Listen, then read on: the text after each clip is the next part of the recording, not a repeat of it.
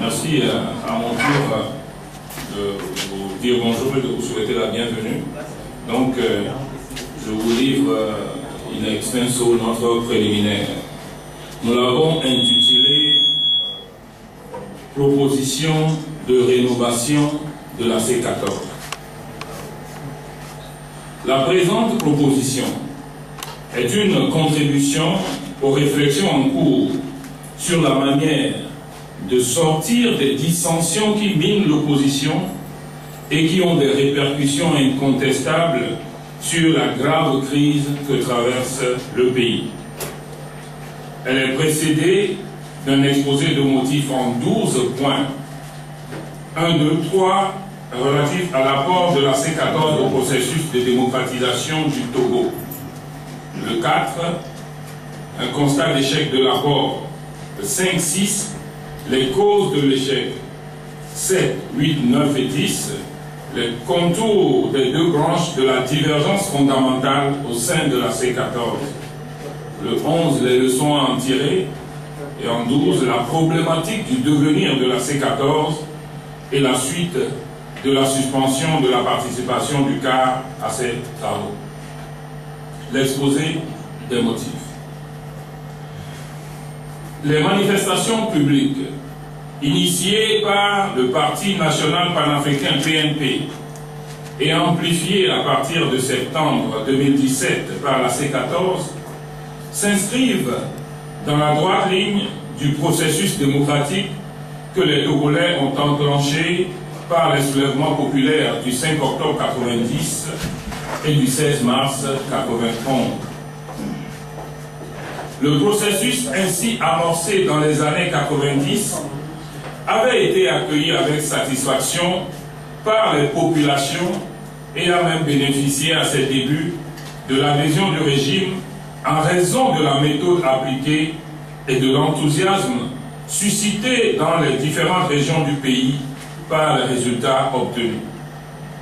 Il s'est heurté à partir de juillet 1991 à de multiples résistances au point de finir par s'enliser dans des élections sans issue à répétition sur fond de verrouillage des institutions chargées de réguler la gouvernance des ressources nationales, des droits humains, des libertés publiques, des consultations électorales, de la séparation des pouvoirs et de l'état de droit.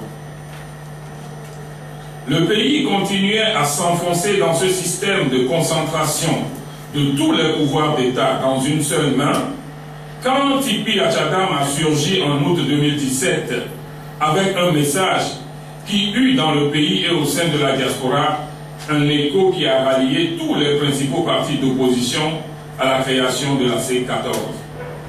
Il s'en est suivi partout de mobilisation de Togolais en de gigantesques marches. Le résultat de cette étape historique de la lutte pour la démocratisation du Togo s'est malheureusement révélé décevant.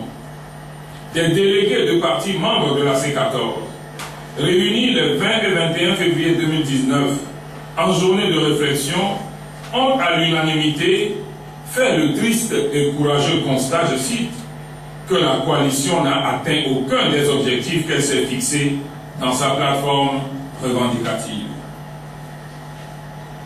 Les délégués ont estimé, dans le relevé des conclusions de la rencontre, que l'échec constaté est dû, entre autres causes, à l'insuffisance d'organisation et de mobilisation des populations, au défaut d'homogénéité des orientations politiques des partis membres de la coalition, au fait, par la C14, d'avoir suspendu les marches à la demande des facilitateurs sans s'assurer qu'elle serait en mesure de les faire reprendre avec la même ampleur au cas où la tentative de médiation n'aurait pas abouti, au refus de servir de faire valoir à une parodie d'élection.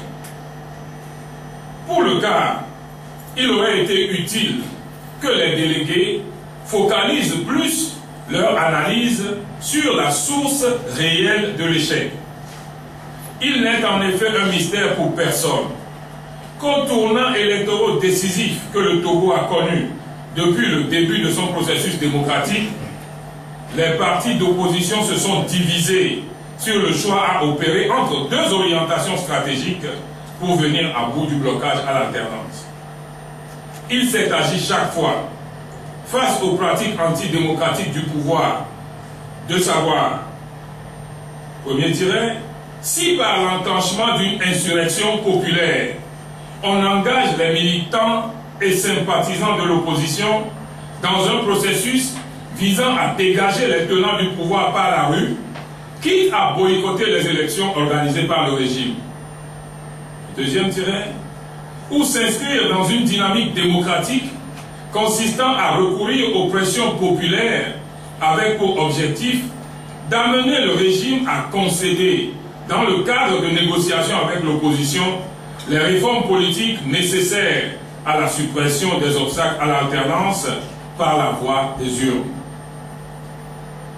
Depuis la création de la coalition en septembre 2017, les premiers responsables des partis membres n'ont pas eu entre eux de débat sur les deux orientations stratégiques ci-dessus rappelées pour dégager sur l'une d'entre elles un consensus ou à défaut une majorité qui permette à chaque parti de choisir de continuer ou non à faire partie du groupe.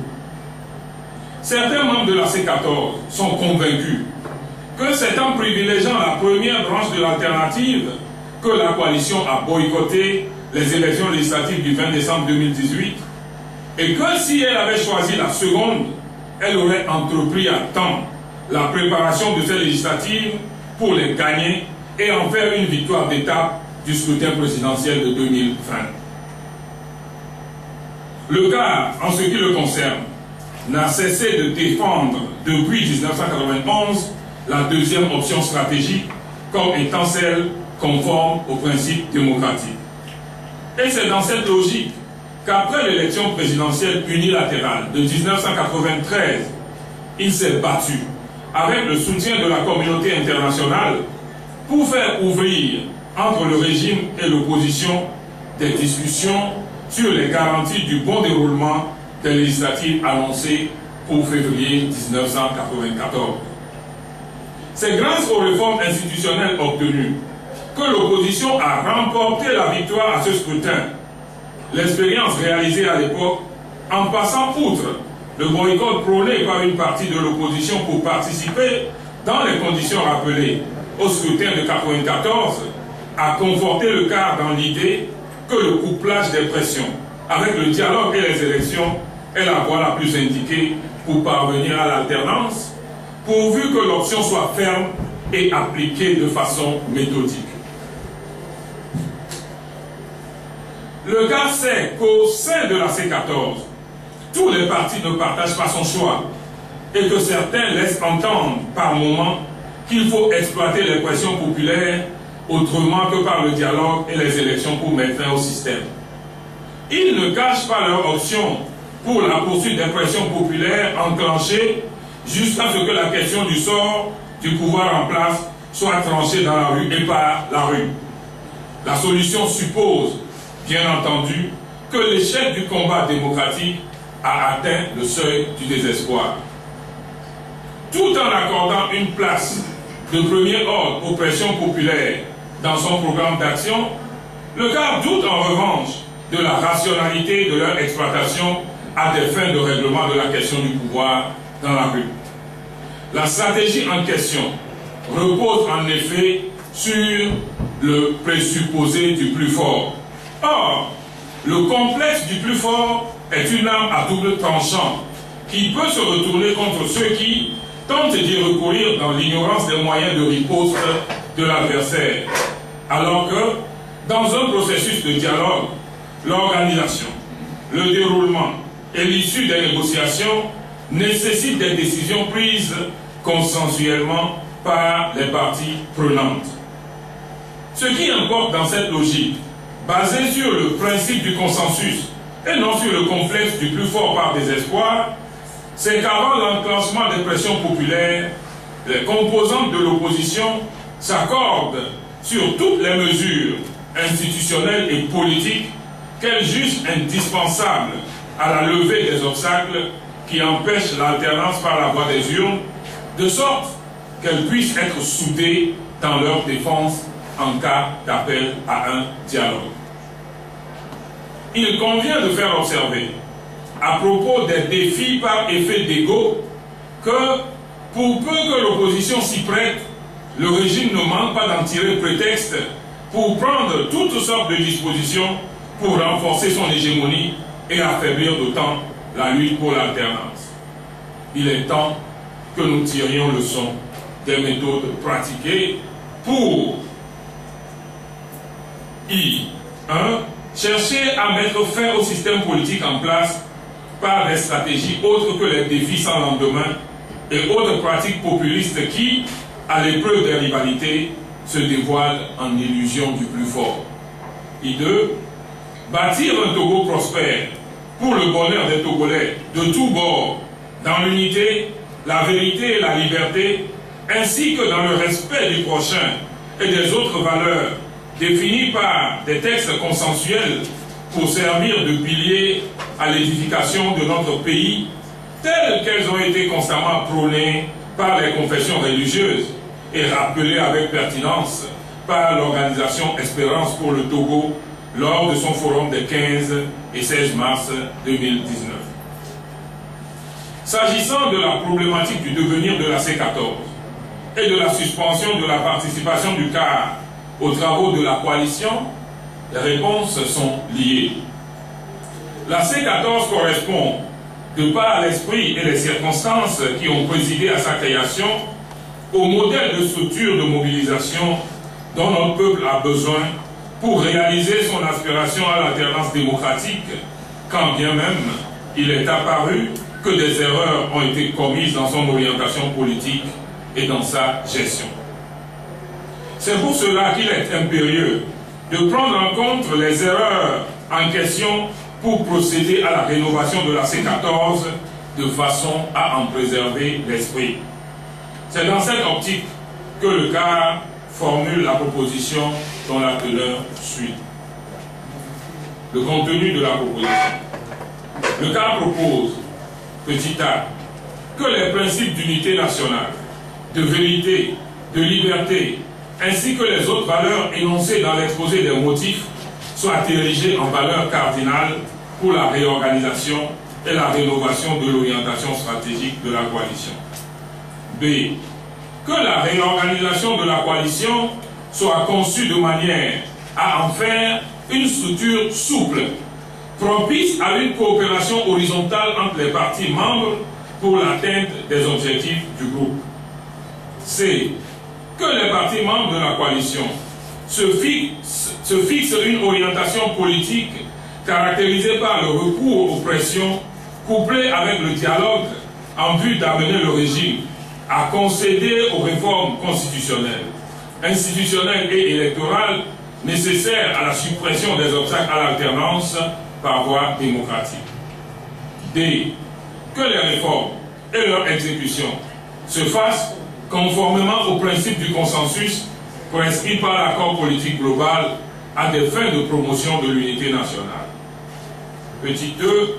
Que la conclusion des alliances pour les élections locales en vue passe par 2 phases. La première doit consister à ouvrir des discussions bilatérales entre les partis membres de la coalition pour les concessions qu'ils sont disposés à s'accorder. La deuxième sera une plénière, au cours de laquelle les partis membres auront à confirmer les concessions accordées et à en dresser un procès verbal de synthèse à signer par tous. F. Que la même procédure à 2 niveaux soit appliquée à l'élection présidentielle de 2020 avec la particularité que chaque parti membre jouisse, dans le cadre d'un scrutin à 2 tours à rétablir, de la liberté d'avoir un candidat de son choix au premier tour et s'engage à apporter son soutien au candidat d'un parti allié qui viendrait être retenu pour le second tour. G.